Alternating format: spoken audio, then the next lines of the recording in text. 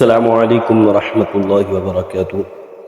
آج انشاءاللہ عز و جل شب قدر کی دعا پڑھوں گا۔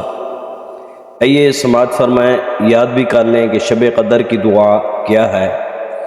اللہم انک عفو کریم تحب العفو فاعف عنی یا غفور یا غفور یا غفور۔ یہ شب قدر کی دعا ہے اور ہمیں یاد کرنی چاہیے اور پڑھنی چاہیے۔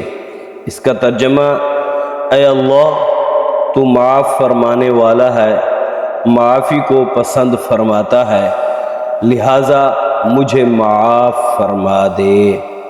تو یہ دعا ہمیں پڑھنی چاہیے تاکہ اس کی وجہ سے اللہ تعالی ہم سب کے صغیرہ اور کبیرہ گناہوں کو معاف فرمائے، اور رمضان المبارک کی برکت سے اللہ تعالی حضور علیہ السلام دی ساری امت دی بخشش و مغفرت فرمائے۔ اپنی دعاؤں میں بندہ ناچیز کو ضرور یاد کر کے دعا کرنا۔